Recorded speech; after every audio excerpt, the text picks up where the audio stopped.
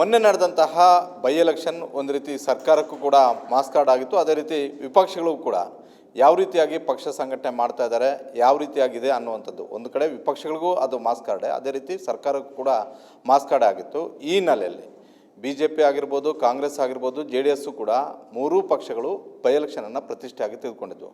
ಅದರಲ್ಲೂ ಸಿಗ್ಗಾವಲ್ಲಿ ಕಾಂಗ್ರೆಸ್ ಗೆಲ್ಲೋದು ಅಷ್ಟೊಂದು ಸುಲಭವ ಅನ್ನುವಂಥ ಒಂದು ಪ್ರಶ್ನೆಗಳು ಕೂಡ ಹುಟ್ಕೊಂಡಿದ್ವು.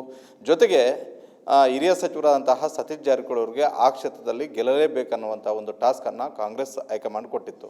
ಸ್ವತಃ ಸತೀಶ್ ಜಾರಕಿಹೊಳಿ ಅವರು ಈಗ ನಮ್ಮ ಜೊತೆ ಇದ್ದಾರೆ. ಆ ಟಾಸ್ಕಲ್ಲಿ ಯಾವ ರೀತಿಯಾಗಿ ಯಶಸ್ವಿ ಆದರು ಅಂತ, ಯಾಕಂತ ಹೇಳಿದ್ರೆ ಮೊದಲಿಂದಲೂ ಕೂಡ ಬಸವರಾಜ ಬೊಮ್ಮಾಯಿ ಅವರು ಸುದೀರ್ಘವಾಗಿ ಗೆದ್ದುಕೊಂಡು ಬಂದಿರುವಂಥ ಒಂದು ಕ್ಷೇತ್ರ, ಪದೇ ಪದೇ ಕಾಂಗ್ರೆಸ್ ಅಭ್ಯರ್ಥಿ ಅಲ್ಲಿ ಸೋಲ್ತಿದ್ದಂಥ ಒಂದು ಕ್ಷೇತ್ರ. ಆ ಕ್ಷೇತ್ರದಲ್ಲಿ ಬಸವರಾಜ ಬೊಮ್ಮಾಯಿ ಅವರ ಮಗ ಭರತ್ ಬೊಮ್ಮಾಯಿ ಅವರು ಸೋತಿರುವಂಥದ್ದು. ಅದರ ಹಿಂದೆ ಸತೀಶ್ ಜಾರಕಿಹೊಳಿ ಅವರ ಕೆಲಸ ವರ್ಕೌಟ್ ಆಗಿದೆ ಅನ್ನುವಂಥ ಒಂದು ಚರ್ಚೆ ಆರಂಭ ಆಗಿರುವಂಥದ್ದು. ಸ್ವತಃ ಸತೀಶ್ ಜಾರಕಿಹೊಳಿ ಅವರು ನಮ್ಮ ಜೊತೆಯಲ್ಲಿದ್ದಾರೆ. ಸರ್, ಆ ಟಾಸ್ಕನ್ನು ಯಾವ ರೀತಿಯಾಗಿ ಸಕ್ಸಸ್ ಆದರೆ ಆ ಟಾಸ್ಕಲ್ಲಿ ಅಂತ ನೋಡಿ. ಸಿಗ್ಗಾವಿ ಚುನಾವಣೆ ಅದು ಅಹಿಂದ ವಿಧಾನಸಭೆ ವ್ಯಾಪ್ತಿ ಬರುವಂಥ ಒಂದು ಕಾನ್ಸ್ಟಿಟ್ಯೂನ್ಸಿ ಇದೆ. ಸೊ ನಾವು ಅಹಿಂದ ಮತಗಳನ್ನ ಒಂದು ಕಡೆ ತರಲಿಕ್ಕೆ ಒಂದು ಪ್ರಯತ್ನ ಮಾಡಿದ್ವಿ. ಒಂದು ಪ್ರಯತ್ನದ ಫಲವಾಗಿ ಇವತ್ತು ಒಂದು ಕಡೆ ಬರುವಂಥ ಪ್ರಯತ್ನ ಆಗಿದೆ. ಆ ಮೂಲಕವೇ ಇವತ್ತು ಚುನಾವಣೆ ಗೆಲ್ಲಲಿಕ್ಕೆ ನಮಗೆ ಯಶಸ್ವಿ ಆಗಿದ್ದೀವಿ. ಅಂದರೆ ಏನು ಚದುರು ಹೋಗಿದ್ರು ನಮ್ಮ ಮತಗಳು, ಟ್ರೆಡಿಷ್ನಲ್ ವೋಟ್ರ್ ಅಂತೀವಿ ನಾವು ಕಾಂಗ್ರೆಸ್ಸಿನ. ಅವ್ರು ಯಾವುದಾದ್ರು ಬೇರೆ ಬೇರೆ ಕಾರಣಕ್ಕೆ ಅದು ಬಿ ಜೆ ಪಿ ಪರವಾಗಿ ಕೆಲಸ ಮಾಡ್ತಿದ್ರು, ಅವರು ಮತ ಚಲಾಯಿಸ್ತಿದ್ರು. ನಾವು ಗುರುತ ಮಾಡಿ ಅವ್ರನ್ನ ಮೂಲ ಪಕ್ಷಕ್ಕೆ ತಾವು ಬರಬೇಕು, ಇದು ನಿಮ್ಮ ಪಕ್ಷ ಅಂತ ಅವ್ರಿಗೆ ಕನ್ವಿನ್ಸ್ ಮಾಡೋದ್ರಿಂದ ಸುಮಾರು ಜನ ಬರೋದ್ರಿಂದ ಇವತ್ತು ನಾವು ಗೆಲ್ಲಲಿಕ್ಕೆ ಸಾಧ್ಯ ಆಗಿದೆ. ಸರ್, ಕಾಂಗ್ರೆಸ್ ಅಭ್ಯರ್ಥಿ ಹಾಕುವಂಥ ಒಂದು ಸಂದರ್ಭದಲ್ಲೇ ಈ ಹಿಂದೆ 4 ಬಾರಿ ಸೋತಿದ್ದಂತಹ ಖಾದ್ರಿ ಅವರು ನನಗೆ ಟಿಕೆಟ್ ಬೇಕೇ ಬೇಕು ಅಂತ ಪಟ್ಟಿಡಿದ್ರು. ಆ ನಡುವೆನೂ ಕೂಡ ಕಾಂಗ್ರೆಸ್ ಹೈಕಮಾಂಡ್ ಹಾಗೂ ನೀವೆಲ್ಲರೂ ಕೂಡ ಸೇರಿ ಪಠಾಣ್ ಅವ್ರಿಗೆ ಟಿಕೆಟ್ ಕೊಟ್ರಿ. ಆಗಲೂ ಕೂಡ ಹೇಳಿದ್ದು ಖಾದ್ರಿ ಅವರು ಸಂಪೂರ್ಣ ಸಹಕಾರ ಕೊಡೋದಿಲ್ಲ, ಹೀಗಾಗಿ ಕಾಂಗ್ರೆಸ್ಗೆ ಅಲ್ಲಿ ಒಳಪೆಟ್ಟು ಆಗುತ್ತೆ ಅಂತ. ಅದರಿಂದ ಯಾವ ರೀತಿಯಾಗಿ ಹೊರಗಡೆಗೆ ಬಂದ್ರಿ ಅಂತ? ಇಲ್ಲ, ಅದನ್ನು ಅವ್ರ ಸಮುದಾಯದವರ, ವಿಶೇಷವಾಗಿ ಜಮೀರ್ ಅಹಮದ್ ಖಾನ್ ಅವರು, ಜಬ್ಬಾರ್ ಖಾನ್ ಅವರು, ಅನೇಕ ಅವ್ರ ಮುಖಂಡರನ್ನ ಮನವೊಲಿಸಲಿಕ್ಕೆ ಯಶಸ್ವಿ ಆದರು. ಯಾಕಂದರೆ ನೀವು ಬರೋಲ್ಲ, ಕಾಂಗ್ರೆಸ್ ಪಕ್ಷಕ್ಕೆ ಕೂಡ ಬರೋಲ್ಲ, ನಿಮ್ಮದೇನಿದೆ ನಿಮ್ಮ ಅಭಿಮಾನಿಗಳು, ನಿಮ್ಮ ಮತದಾರ ಒಲವು, ಅದನ್ನು ಕಾಂಗ್ರೆಸ್ಸಿಗೆ ನೀವು ಶಿಫ್ಟ್ ಮಾಡಿದ್ರೆ ಕಾಂಗ್ರೆಸ್ ಕೂಡ ಗೆಲ್ತದೆ, ಅದರ ಲಾಭ ನಿಮಗೂ ಕೂಡ ಆಗ್ತದೆ. ಆ ಹಿನ್ನೆಲೆ ಇವತ್ತು ಅವರು ಚೇರ್ಮನ್ ಆಗಿ ಕೂಡ ನೇಮಕ ಆಗಿದ್ದಾರೆ. ಅದೇ ಹಿನ್ನೆಲೆಯಲ್ಲಿ ಆಗಿದ್ದಾರೆ ಅವರು. ಸರ್, ಮೊದಲಿಂದ ಅಲ್ಲಿದ್ದು ಅಲ್ಪಸಂಖ್ಯಾತರಿಗೆ ಪದೇ ಪದೇ ಟಿಕೆಟ್ ಕೊಡೋದ್ರಿಂದ ಆ ಕ್ಷೇತ್ರ ಗೆಲ್ಲೋದಕ್ಕೆ ಆಗೋದಿಲ್ಲ. ಅಲ್ಲಿ ಪ್ರಬಲ ಸಮುದಾಯ ಆಗಿರುವಂತಹ ಪಂಚಮಸಾಲಿ ಲಿಂಗಾಯತರಿಗೆ ಟಿಕೆಟ್ ಕೊಟ್ಟಿದ್ದಾದರೆ ಗೆಲ್ಲುತ್ತೆ ಅನ್ನುವಂತಹ ಒಂದು ಲೆಕ್ಕಾಚಾರಗಳು ಶುರುವಾಗಿದ್ವು. KPCCಗೆ ಸಿಕ್ಕಂತಹ ರಿಪೋರ್ಟಲ್ಲೂ ಕೂಡ ಅದೇ ಇದೆ ಅನ್ನುವಂಥದ್ದನ್ನು ಕೆಲವು ನಾಯಕರುಗಳು ಹೇಳ್ಕೊಳ್ತಲೇ ಬಂದರು. ಆದರೆ ಪಠಾಣ್ ಅವರ ಆಯ್ಕೆ ಹಿಂದೆ ಸತೀಶ್ ಜಾರಕಿಹೊಳಿ ಅವರಿದ್ರ, ಸಿದ್ದರಾಮಯ್ಯ ಅವರಿದ್ರ, DK ಶಿವಕುಮಾರ್ ಇದ್ರ, ಯಾವ ಕಾಂಗ್ರೆಸ್ ನಾಯಕರು, ರಾಜ್ಯ ನಾಯಕರುಗಳಿದ್ರು ಅಂತ? ನೋಡಿ, ಪಕ್ಷ ಫಸ್ಟ್ ಇದ್ದೇ ಇದೆ ಅವ್ರ ಹಿಂದ್ಗಡೆ. ನಂತರ CM, DCM ಅವರು ಮಂತ್ರಿಗಳು ಇದ್ದೇ ಇದ್ದರು. ಅದರಲ್ಲಿ ನಾನು ಕೂಡ ವಿಶೇಷವಾಗಿ ಅದಕ್ಕೆ ಭಾಳ ಆಸಕ್ತಿ ವಹಿಸಿ ಗೆಲ್ಲೇಬೇಕಿದು, ನಮ್ಮ ಅಹಿಂದ ಕಾನ್ಸ್ಟಿಟ್ಯೂನ್ಸಿ ಇದೆ ಅದು, ಇಲ್ಲಿ ನಮ್ಮ ಒಬ್ಬರು ವಿಶೇಷವಾಗಿ ಅಲ್ಪಸಂಖ್ಯಾತರನ್ನು ಗೆಲ್ಲಿಸ್ಬೇಕಂತ ಒಂದು ಏನೋ ಛಲ ಇತ್ತು, ಸವಾಲಾಗಿ ಸ್ವೀಕಾರ ಮಾಡಿದ್ವಿ. ಅದನ್ನು ಯಶಸ್ವಿ ಮಾಡಲಿಕ್ಕೆ ನಮ್ಮ ಕಾರ್ಯಕರ್ತರು ನಾವು ಕೂಡ ಯಶಸ್ವಿಯಾಗಿದ್ವಿ. ಆ ಹಿನ್ನೆಲೆ ಅವ್ರು ಗೆದ್ದಿದ್ದಾರೆ ಅಷ್ಟೇ.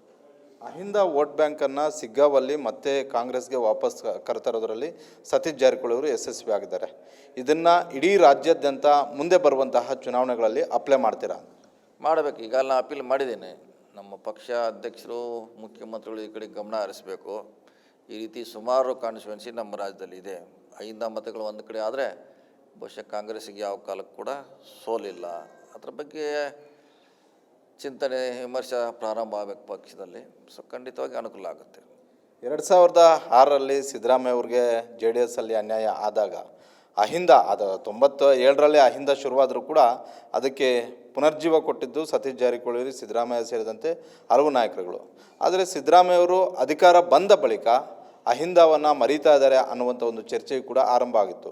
ಚುನಾವಣಾ ಸಂದರ್ಭದಲ್ಲಿ ಅಹಿಂದ ಅಂತಾರೆ, ಅಧಿಕಾರಕ್ಕೆ ಬಂದ ಮೇಲೆ ಅಹಿಂದ ಮರೀತಾರೆ ಅನ್ನುವಂಥದ್ದು ಕೂಡ ಇತ್ತು. ಆದರೆ ಈ ಬಾರಿ ಚುನಾವಣೆಯಲ್ಲಿ ನಿಮಗೆ ಬೈ ಎಲೆಕ್ಷನಲ್ಲಿ ಒಂದು ಸಂದೇಶ ರವಾನೆ ಆದಂತಿದೆ. ಹೀಗಾಗಿ ಈ ನಡುವೆ ಹಾಸನದಲ್ಲಿ ಮತ್ತೆ ಅಹಿಂದ ಸಮಾವೇಶ ಅಂತ ಹೇಳ್ತಿದ್ದೀರಾ, ಇದು ಹಾಸನಕ್ಕಷ್ಟೇ ಸೀಮಿತ ಆಗುತ್ತಾ? ಇಡೀ ರಾಜ್ಯಾದ್ಯಂತ ಅಹಿಂದ ಸಮಾವೇಶಗಳನ್ನು ಮಾಡೋದಕ್ಕೆ ಕಾಂಗ್ರೆಸ್ ಪಕ್ಷ ಆಗಿರ್ಬೋದು, ಸಿದ್ದರಾಮಯ್ಯ ಅವರಾಗಿರ್ಬೋದು, ಸತೀಶ್ ಜಾರಕಿಹೊಳಿ ಅವರಾಗಿರ್ಬೋದು ಮುಂದಾಗಿದ್ದಾರೆ? ನೋಡಿ, ಅಹಿಂದ ಅನ್ನೋದು ಒಂದು ಜಿಲ್ಲೆಗೆ, ಒಂದು ತಾಲೂಕು ಸೀಮಿತವಾಗಿರುತ್ತೆ, ಇಡೀ ರಾಜ್ಯಕ್ಕೆ ಸೀಮಿತವಾಗಿರುವಂಥ ಒಂದು ವ್ಯವಸ್ಥೆ ಅದು. ಸೊ ಇವಾಗ ಶಿಗ್ಗಾಂವದಲ್ಲಿ ಗೆಲ್ಲೋದ್ರಿಂದ ಅಥವಾ 3 ಕಾಣಿಸಲಿ ಗೆಲ್ಲೋದ್ರಿಂದ ನಮ್ಮ ಕಾಂಗ್ರೆಸ್ ಕರೆಗೂ ಒಂದು ಹುಮ್ಮಸ್ಸು ಬಂದಿದೆ, ಹುರುಪು ಬಂದಿದೆ. ಅದಕ್ಕೆ ಬಹುಶಃ ಆ ಜಿಲ್ಲಾ ನಾಯಕರು, 5 ನಾಯಕರು ಅಲ್ಲೊಂದು ಸಮಾವೇಶ ಮಾಡಬೇಕು, ಪಕ್ಷವನ್ನು ಗಟ್ಟಿಗೊಳಿಸ್ಬೇಕು ಅಂತ ಒಂದು ತೀರ್ಮಾನಕ್ಕೆ ಬಂದಿದ್ದಾರೆ. ಅದು ಬಹುಶಃ ಎಲ್ಲ ಜಿಲ್ಲೆಯಲ್ಲಿ ಆದರೂ ಕೂಡ ಆಶ್ಚರ್ಯ ಪಡಬೇಕಾಗಿಲ್ಲ. ಎಲ್ಲ ಜಿಲ್ಲೆಯಲ್ಲಿ 5 ಗಟ್ಟಿಗೊಳಿಸಲಿಕ್ಕೆ ಅಂಥ ಕಾರ್ಯಕ್ರಮ ಆಗಬೇಕು. ನಾವು ಇಷ್ಟು ದಿನಗಳ ಕಾಲ ರಾಜ್ಯದಲ್ಲಿ ಅಹಿಂದ ನಾಯಕ ಸಿದ್ದರಾಮಯ್ಯ ಅಂತ ಹೇಳ್ತಿದ್ರು ಸರ್. ಸಿದ್ದರಾಮಯ್ಯ ಅವರು ಕೂಡ ಹೇಳಿದ್ದಾರೆ, ಇದೇ ನನ್ನ ಕೊನೆಯ ಚುನಾವಣೆ ಅಂತ.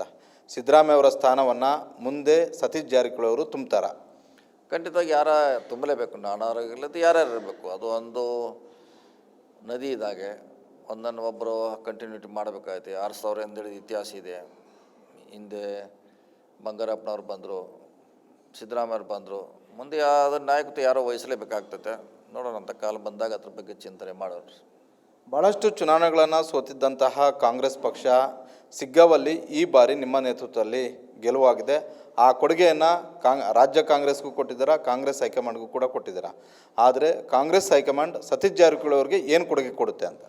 ಇಲ್ಲ, ಈಗಾಗಲೇ ಕೊಟ್ಟಿದ್ದಾರೆ. ನಮ್ಮ ಮಂತ್ರಿ ಮಾಡಿದ್ದಾರೆ, ಇಷ್ಟೆಲ್ಲ ಬೆಳೆಸಿದ್ದಾರೆ, ವರ್ಕಿಂಗ್ ಪ್ರೆಸಿಡೆಂಟ್ ಮಾಡಿದ್ದಾರೆ, ಸಾಕಷ್ಟು ಕೊಟ್ಟಿದೆ. ಈಗಾಗಲೇ ಕಾಂಗ್ರೆಸ್ ಪಕ್ಷ ನನಗೆ ಸಾಕಷ್ಟು ಕೊಟ್ಟಿದೆ. ಮುಂದೆ ಕೂಡ ಅವರು ಯಾವುದೇ ಕೆಲಸ ಕೊಟ್ಟರು ಕೂಡ ನಿಭಾಯಿಸುವಂಥ ಶಕ್ತಿ, ಕೆಪಾಸಿಟಿ ಇದೆ, ನಿಭಾಯಿಸ್ತು, ಅದೇನೇ ಪ್ರಶ್ನೆ ಇಲ್ಲ. ರಾಜ್ಯದಲ್ಲಿ ಅಧ್ಯಕ್ಷರ ಬದಲಾವಣೆ ಬಗ್ಗೆ ಭಾಳಷ್ಟು ಚರ್ಚೆ ಆಗ್ತಾ ಇದೆ. ಸತೀಶ್ ಜಾರಕಿಹೊಳಿ ಅವರು ಒಂದು ಕಡೆ ಪ್ರಬಲ ಸಮುದಾಯದ ನಾಯಕರು, ಅದರ ಜೊತೆಗೆ ಅಹಿಂದ ನಾಯಕರಾಗಿ ಗುರುತಿಸ್ಕೊಳ್ತಾ ಇದ್ದೀರಾ, ಜೊತೆಗೆ ಪ್ರಬಲ ಖಾತೆಯನ್ನು ಕೂಡ ಇಟ್ಕೊಂಡಿದ್ದೀರಾ. ಸತೀಶ್ ಜಾರಕಿಹೊಳಿ ಅವರು ಅಧ್ಯಕ್ಷ ಸ್ಥಾನ ಕೊಟ್ಟರೆ ತೆಗೆದುಕೊಳ್ತೀರಾ? ನೋಡಿ, ಆ ಸಂದರ್ಭ ಇನ್ನೂ ಬಂದಿಲ್ಲ, ಚರ್ಚೆಯಲ್ಲಿದೆ ಮಾತ್ರ. ಸೊ ಅದು ಬಂದಾಗ ಅದ್ರ ಬಗ್ಗೆ ಮಾತಾಡೋಣ. ಈಗ ಅನಾವಶ್ಯಕ ಇನ್ನೂ ಅದ್ರ ಬಗ್ಗೆ ಇಲ್ಲ. ಈಗ ಅಧ್ಯಕ್ಷ ಇದ್ದಾರೆ, ಮುಂದುವರೆದಿದ್ದಾರೆ. ಸೊ ಅಂಥ ಸಂದರ್ಭ ಬಂದಾಗ ಅದ್ರ ಬಗ್ಗೆ ಮಾತಾಡೋಣ. 2023 ವಿಧಾನಸಭಾ ಚುನಾವಣೆಯಲ್ಲಿ ಸರ್, ಇಡೀ ರಾಜ್ಯಾದ್ಯಂತ 224 ವಿಧಾನಸಭಾ ಕ್ಷೇತ್ರದಲ್ಲೂ ಕೂಡ ಅಹಿಂದ ಮತಗಳು ಒಗ್ಗಟ್ಟಾಗಿ ಬಂದವು. ಅದೇ ರೀತಿ ಬೇರೆ ಬೇರೆ ಸಮುದಾಯದ ಪ್ರಬಲ ಸಮುದಾಯದ ಮತಗಳು ಕೂಡ ಬಂದಿದ್ದಾವೆ. ಆದರೆ ಆ 136 ಸ್ಥಾನ ಗೆದ್ದ ಬಳಿಕ ಯಾರು ಮುಖ್ಯಮಂತ್ರಿ ಆಗಬೇಕು ಅನ್ನುವಂಥ ಒಂದು ಸರ್ಕಸ್ ಆದಾಗ ಸ್ವಾಭಾವಿಕವಾಗಿ ಸಿದ್ದರಾಮಯ್ಯ ಅವರು ಮುಖ್ಯಮಂತ್ರಿ ಆಗಬೇಕು ಅಂತ CLP ನಾಯಕರುಗಳು ಎಲ್ಲರೂ ಕೂಡ ಸೇರಿ, ಶಾಸಕರೆಲ್ಲರೂ ಕೂಡ ಒಗ್ಗೂಡಿನ ಒಂದು ನಿರ್ಧಾರವನ್ನು ತೆಗೆದುಕೊಂಡ್ರಿ. ಈಗ ಮುಖ್ಯಮಂತ್ರಿ ಬದಲಾವಣೆ ಅನ್ನುವಂಥ ಒಂದು ಚರ್ಚೆ ಆರಂಭ ಆಗ್ತಾ ಇದೆ. ಈ ಸಂದರ್ಭದಲ್ಲಿ ಸತೀಶ್ ಜಾರಕಿಹೊಳಿ ಅವರು ಏನು ಹೇಳಕ್ಕೆ ಬಯಸ್ತೀರಿ? ಈಗಿಲ್ಲ, ಯಾವುದೇ ಹಂತ ಮುಖ್ಯಮಂತ್ರಿ ಆಗಲಿ ಅಧ್ಯಕ್ಷ ಬದಲಾವಣೆ ಈ ಸಂದರ್ಭದಲ್ಲಿ ಯಾವುದೇ ಪ್ರಸ್ತಾಪ ಇಲ್ಲ ಅಂತ ನನ್ನ ಭಾವನೆ. ಸೊ ಈಗ ಅವರು ಒಳ್ಳೆ ಕೆಲಸ ಮಾಡ್ತಿದ್ದಾರೆ. ಸೊ ಅವರೇ ಮುಂದಿರ್ತಾರೆ ನಮ್ಮ ಅನಿಸಿಕೆ.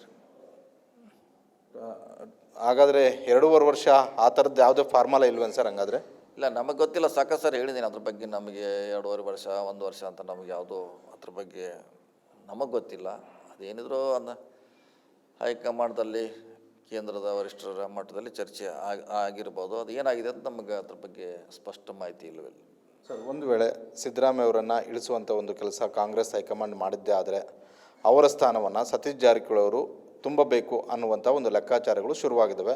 ಸತೀಶ್ ಜಾರಕಿಹೊಳಿ ಅವ್ರಿಗೂ ಕೂಡ ಮುಖ್ಯಮಂತ್ರಿ ಆಗುವಂತಹ ಎಲ್ಲ ಕ್ವಾಲಿಟೀಸು ಕೂಡ ಇದ್ದಾವೆ. ತಾವು ಕೂಡ ರೇಸಲ್ಲಿದ್ದೀರಾ? ನೋಡಿ, ಅಂಥ ಸಂದರ್ಭ ಬರೋಲ್ಲ. ಸಿದ್ದರಾಮಯ್ಯರು ಇರ್ತಾರತ್ತೆ ನಾವು ನಂಬಿದ್ದೀವಿ, ವಿಶ್ವಾಸ ಇದೆ. ಸೊ ಏನಿದ್ರು 28ರಲ್ಲಿ ನಾವು ಆಕಾಂಕ್ಷೆ ಅಂತ ಹೇಳಿದ್ದೀವಿ.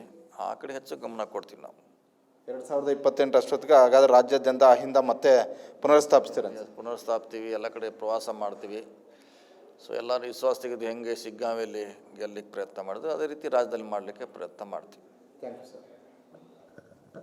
ಇದಿಷ್ಟು ಹಿರಿಯ ಸಚಿವರಾದಂತಹ ಸತೀಶ್ ಜಾರಕಿಹೊಳಿ ಅವರ ಒಂದು ಮನದಾಳದ ಮಾತು. ಭಾಳಷ್ಟು ಸ್ಪಷ್ಟವಾಗಿ ಹೇಳ್ತಾ ಇದ್ದಾರೆ, ಸಿಗ್ಗಾವಲ್ಲಿ ನಮ್ಮ ವೋಟ್ ಬ್ಯಾಂಕ್ ಮೊದಲಿಂದಲೂ ಕೂಡ ಇತ್ತು, ಆದರೆ ಅಹಿಂದ ಮತಗಳು ಚದರಿದ್ದರ ಪರಿಣಾಮವಾಗಿ ಅಲ್ಲಿ BJP ಸತತವಾಗಿ ಗೆದ್ಕೊಂಡು ಬರ್ತಾ ಇತ್ತು. ಆದರೆ ಬೈ ಎಲೆಕ್ಷನಲ್ಲಿ ಅಹಿಂದ ಮತಗಳನ್ನು ಮತ್ತೆ ಕಾಂಗ್ರೆಸ್ಗೆ ಕರೆತರೋದ್ರಲ್ಲಿ ಯಶಸ್ವಿ ಆದ್ವಿ. ಆ ಮೂಲಕ ನಾವು ಗೆಲ್ಲೋದಕ್ಕೂ ಕೂಡ ಸಾಧ್ಯವಾಯಿತು. ಇದನ್ನು 2028 ವಿಧಾನಸಭಾ ಚುನಾವಣೆಯಲ್ಲಿ 224 ವಿಧಾನಸಭಾ ಕ್ಷೇತ್ರಗಳಲ್ಲೂ ಕೂಡ ಮಾಡ್ತೀವಿ. ನಾನು ಸದ್ಯಕ್ಕೆ CM ರೇಸಲ್ಲಿ ಇದ್ದೀನಿ ಅಂತ ಹೇಳೋದಿಲ್ಲ, ಆದರೆ 2028ಕ್ಕೆ ನಾನು CM ರೇಸಲ್ಲಿ ಇದ್ದೇ ಇರ್ತೀನಿ ಅನ್ನುವಂಥ ಒಂದು ಮಾತನ್ನು ಹೇಳ್ತಾ ಇದ್ದಾರೆ. ಕ್ಯಾಮ್ರಾಮನ್ ಗುರು ಜೊತೆ ಮಾರುತಿ ಪಾಗೋಳ, ಸಮಯ ನ್ಯೂಸ್, ಬೆಂಗಳೂರು.